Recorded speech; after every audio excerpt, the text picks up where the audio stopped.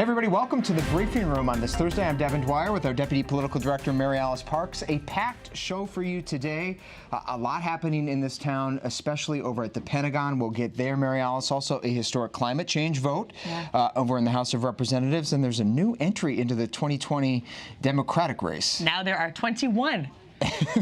21 for 2020. It has a little certain ring to it. Michael Bennet, the senator from Colorado who entered the race today, made a joke that he had told his mother he was going to be 22, and so at least he's already ahead of his own game plan. And you're headed to Iowa, so we'll get to that shortly. But some stunning news out of the Pentagon this morning, a story that hasn't gotten a lot of attention lately, but it certainly is a big one. The military, in a new survey, says the number of reported sexual assaults has skyrocketed in the past year to more than 20,000 reported in 2018. That's on par with the number 5 years ago.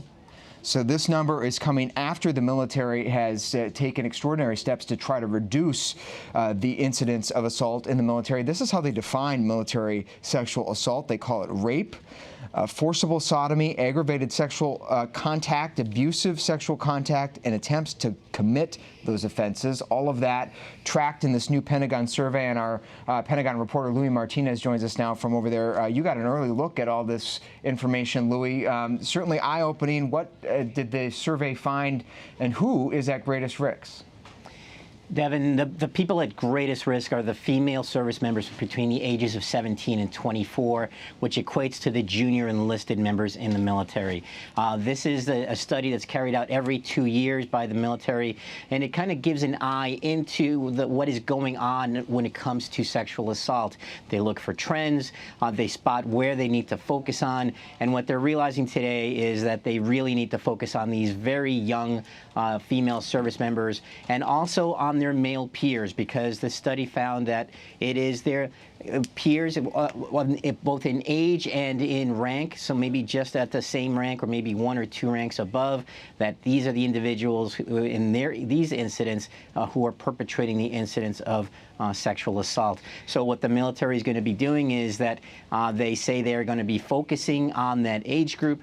They've got new plans in place, essentially changing some of the things that have been working in the past, but which officials, they were very candid, Devin. They said that they were disheartened. Some of them said that they were angry at seeing at these numbers, because just 2 years ago, the numbers had gone to the lowest ever since they've been carrying out these surveys over the last decade. And now just to see the numbers just go back up to where they were 5 years ago, they're not encouraged. But what they do know is that they know that change has to be done. And they say that that's part of the situation. They have to be adaptable. You can't keep going with the same planning or the same prevention efforts. You have to keep up with what's working and change what's not working.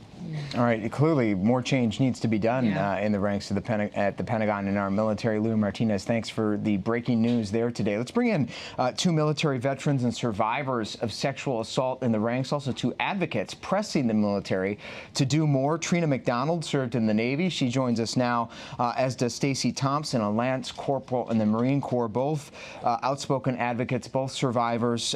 Ladies, thank you so much for coming in. What do you make of the new numbers? Trina, let's start with you. Are these more women coming forward? Is there more misconduct in your view, or is this a little bit of both?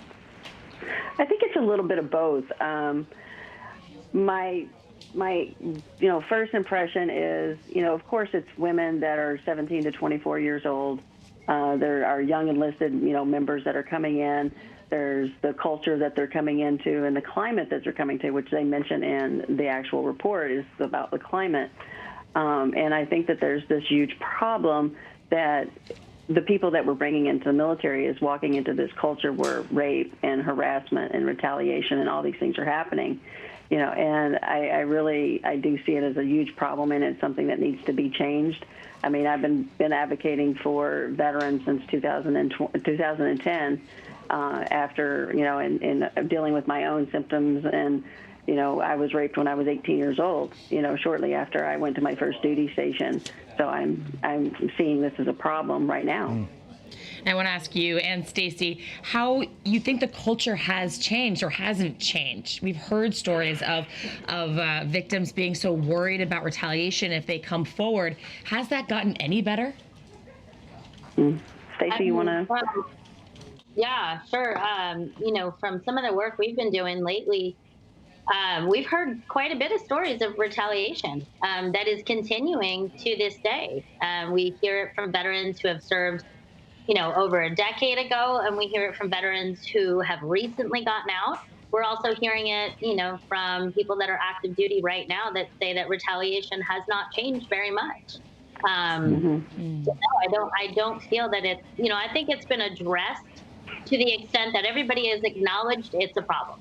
But we're at that point where the problem needs to stop being talked about and we need to do something. If it's a problem, Right. how do we, what do we need to implement within the military across all the branches where people understand that this kind of behavior can no longer continue?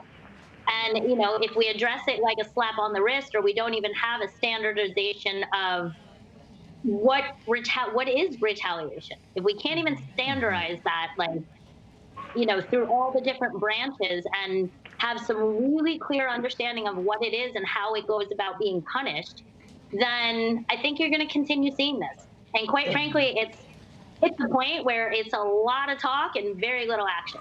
Yeah, and Trina, in light of that, with these numbers and picking up where Stacey was saying there, I mean, do you have any confidence that the military can fix this on its own, or is it going to take Congress? Is it going to take the president to implement some of the changes from the outside? Well, I think, to answer a few of those questions, my gut says, yeah, there's going to be some changes, but I think, what you're saying is we need to actually call out the president a little bit and say, this is your military, you're behind veterans, this is, what you say, why aren't you doing something about it? Because the way things have worked in the past, it's not getting any better. When you have numbers that have jumped in over the past 5 years to where they're at today, over 20,000, that's incredible. I mean, then nobody's doing anything about it. And we're hearing, I just don't want to hear that rhetoric of zero tolerance. I've heard it for over 20 years, and hopefully I want to see action, just like Stacey said. And Stacey, what other action do you want to see from military leaders or from concerned citizens? Well, I think that we all need to acknowledge that, there are some narratives going on here that certainly need to be addressed. First of all, this is not a gender issue. Yes, I understand that the Pentagon is recognizing that this is happening to mostly women, but we cannot deny the fact that this happens to men and women. We don't take want to see how many people with blue eyes versus brown eyes. This is happening to service members, period. And because of that, we need to stop looking at this perhaps as just a sexual issue. This is an abuse of power issue, down from the lowest ranks all the way to the highest. There are significant examples of abuse of power, which equals retaliation when one reports, which means that we don't feel in to report. And yes, I'm glad you guys brought that up, because truly I believe, let's call on the president. Let's find out, hey, sir, you are the commander in chief. What do you plan on doing to address the abuse of power issue happening into your military, where in 1 year, 20,500 of us are reporting, again, this is the number just reporting, right? Are reporting some sort of rape, sexual assault, hazing gone too far. I mean, we've got to really address. Yeah, it's really something. The numbers, again, 20,000 just in the last year alone. That's an uptick. Stacey Thompson, Trina McDonald, thank you both so much for your advocacy and for sharing your voices with us here in the briefing room. Appreciate you very much. We'll continue to follow this. It has to go a long way just to have such powerful women that are willing to speak out and be public and keep fighting on behalf of others, especially others who are worried about retaliation if they do the same. Absolutely. Shifting gears now to some history that was made today in the House of Representatives. For the first time in a decade, the U.S. Congress moved a bill to address climate change. Here's Speaker of the House Nancy Pelosi on the floor. It's time, Mr. Speaker, to end denial about this and start listening to the facts. This is about science, science, science. is an overwhelming number of 86% of Americans know that this is a crisis. They know that human behavior has an impact on it, and they want us to act. In a rebuke to President Trump, Mary Alice, you know this, it overwhelmingly passed. This was a piece of legislation called the Climate Action Now Act. It would force the United States to rejoin, stay in the Paris Accord, also force President Trump to come up with a plan to combat climate change. Has no chance of going anywhere in the United States Senate, controlled by Republicans, but it was largely symbolic today. And we are seeing a number of those presidential hopefuls that are already running against President Trump lay out their own plans with really ambitious goals. Beto O'Rourke laid out a plan just this week that calls on the United States to be net zero emissions by 2050.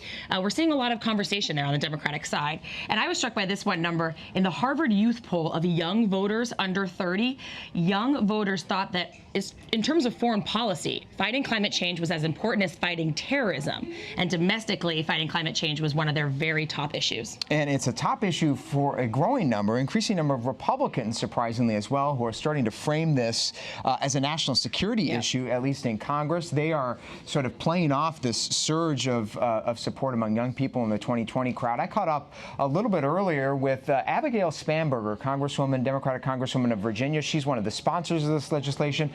And Congressman Matt Gaetz of Florida. He's a Republican who opposed the bill. Here's a little bit of our conversation. So you were one of the sponsors of this legislation. What does it actually do? It is asserting our commitment to the Paris Agreement. So President Trump pulled us out of the climate accords. That's correct. That's correct. And so he took that unilateral action, and we are affirming that we believe the United States should be a part of the Paris Accord. Why is it actually a threat to our security? So global climate change is a national security threat, and it's been identified as such for many years at this point. Why? Is it just the rising seas, or is it? It's rising sea levels. That's a big issue for the Navy, for our ports, for our ability for the Navy to ensure that we have the best defenses. It's also when you look at increased poverty, instability that's caused because of unique weather events, cases of famine. What do you tell people that are really skeptical about the ripple effects of climate change? You don't have to believe whether or not global climate change has a national security impact when the CIA is telling you it does, when the Department of Defense is telling you that it does. I think perhaps we should listen to them. I didn't come to Congress to argue with a thermometer, and as we see global temperatures rising and we see the impacts of climate change on our military, on the strategic decisions we have to make, it seems foolish to deny the obvious science of climate change. So you agree with Democrats that say this is a serious national security concern right now? Yeah, absolutely. Democrats say this is a symbolic vote.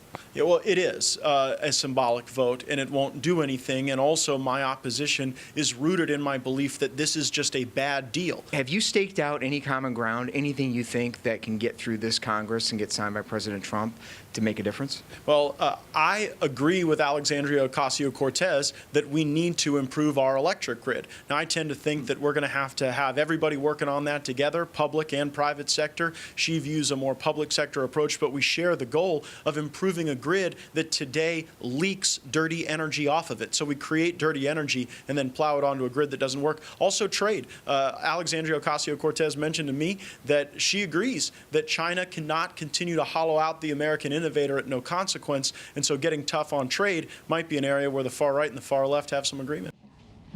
Well, you heard it here in the briefing room. There may be common ground on the smallest of small aspects of climate change policy there from Matt Gaetz of Florida, who is pretty far right. He once called for the abolishment of the EPA, but as you heard, shocked me, name-dropping Alexandria Ocasio-Cortez, author of the Green New Deal, twice. I asked him if perhaps there's a summit in the works between the two of them. He wouldn't commit, but maybe there is a glimmer of hope that we're moving this debate forward. Yeah, we've seen a lot of movement from the Republican Party in Florida, in particular, on this issue. You have to, they're a state that's struck by hurricanes. They see rising sea levels day to day. It'll be interesting if some of those border states, those coastline states, really start to move the conversation.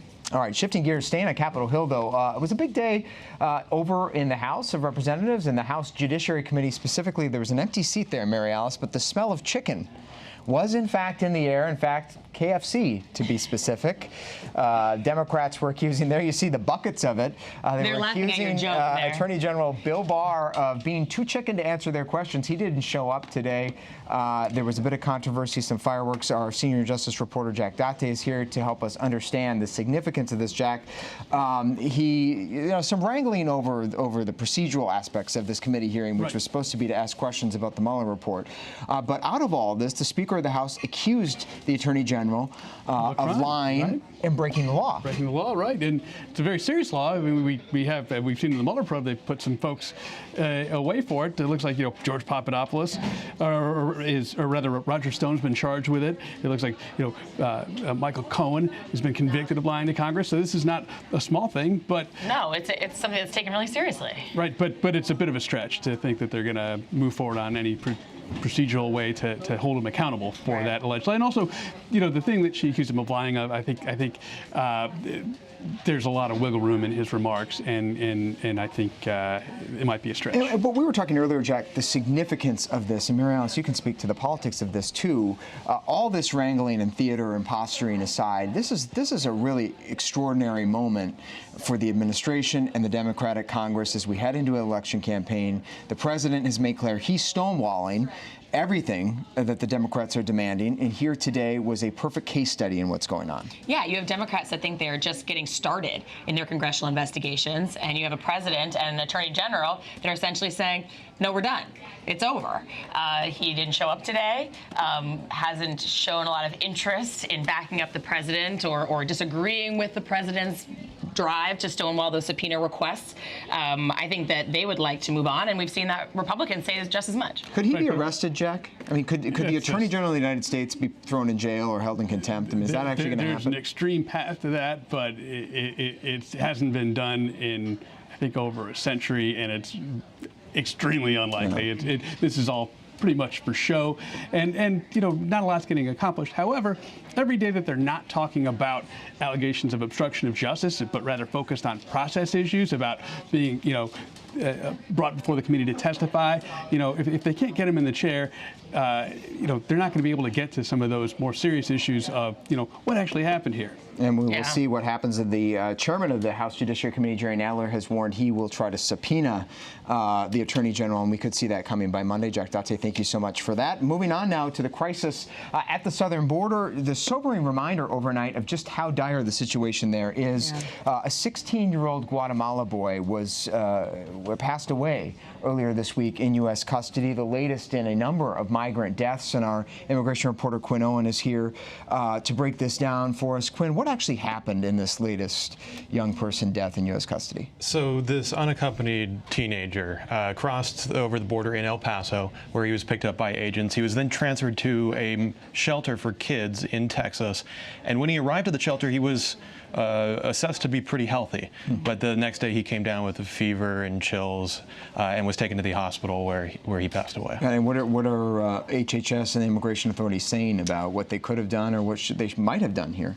Well, the procedures were followed, and the child was assessed to be healthy. CBP has implemented new medical procedures, given the recent influx of migrants, families, and children that have happened so far this year.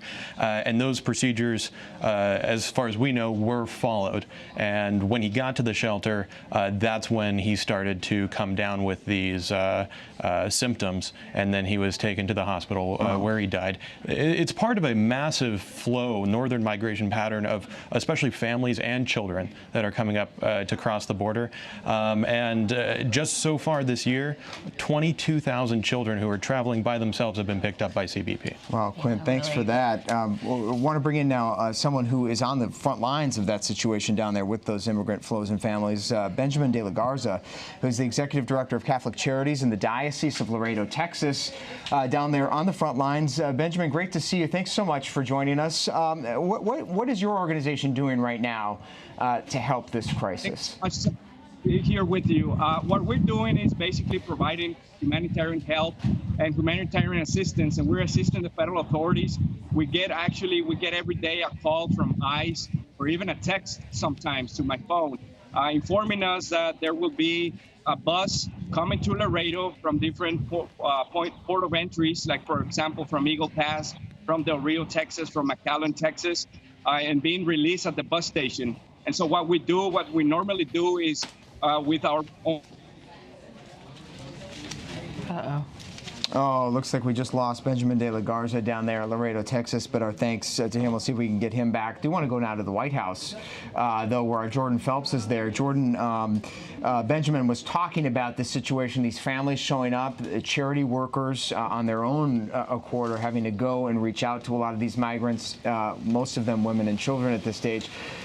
The Trump administration overnight said they're asking for billions of dollars more to help handle the situation as well. What do we know about that? Yeah, Devin, the administration is asking for an additional $4.5 billion to be exact. This is money that they're requesting to support the humanitarian mission and the support mission. So we're talking very basic things here, like detention beds, baby formula, clothes, things like that to go into supporting the mission, because the administration is dealing with this major infusion of migrants, as we've been talking about.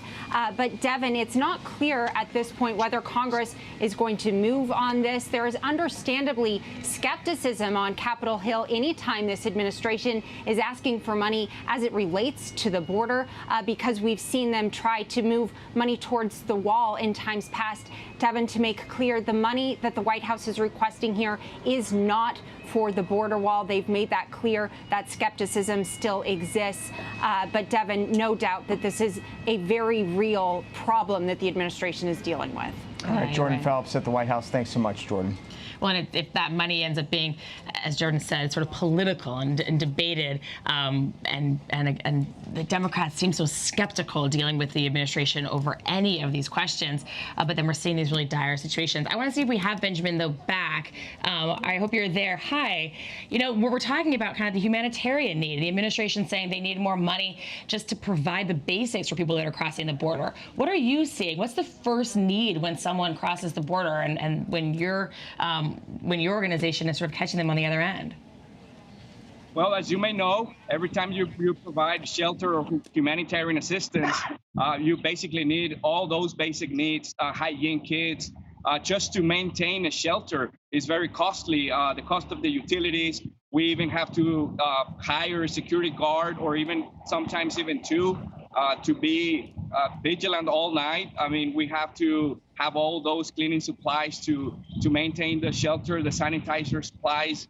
We need a washer, a dryer, the detergent. All of those little things, as simple as they may seem, is cost that you incur every day.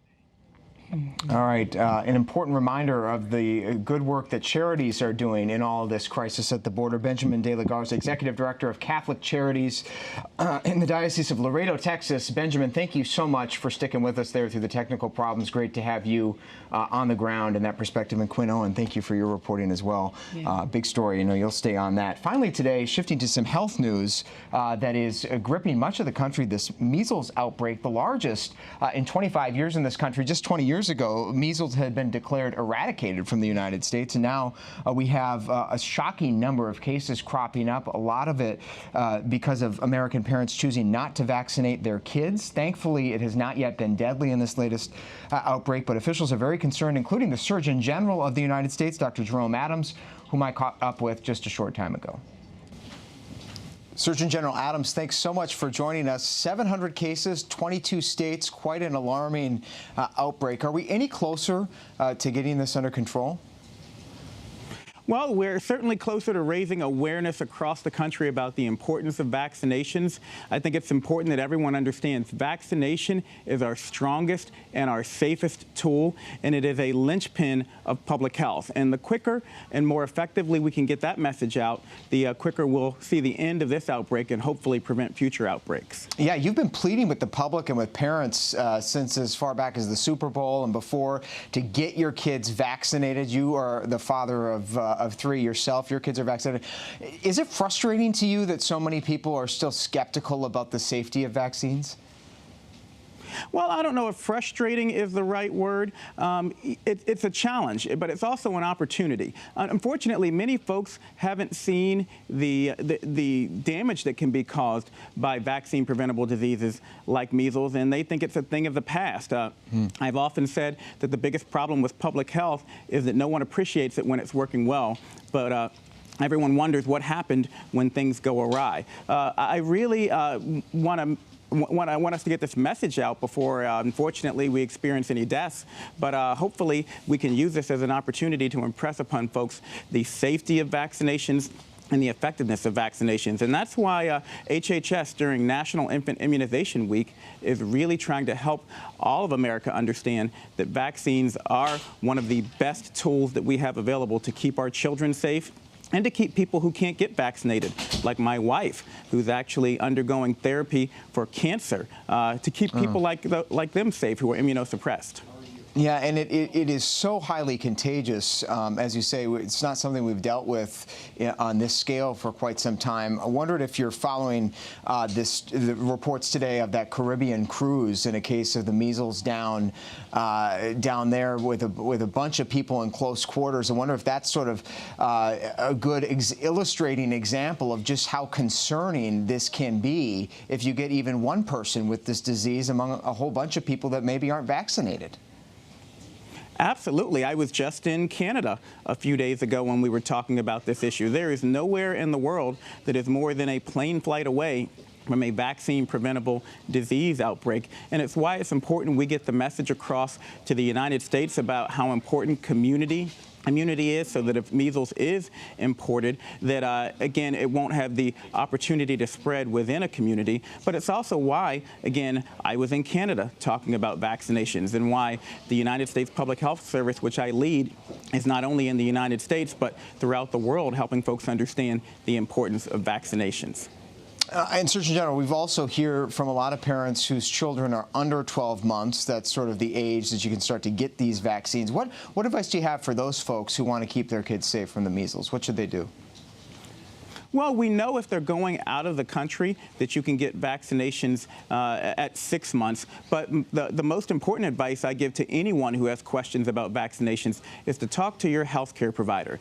We know the strongest predictor of whether or not parents are going to get vaccinated is whether or not they have a health care provider who they can trust and who takes the time to answer their questions. And in many cases, it's individualized in terms of the advice, particularly for young people and people who may be immunosuppressed. And so, again, talk to your health care provider.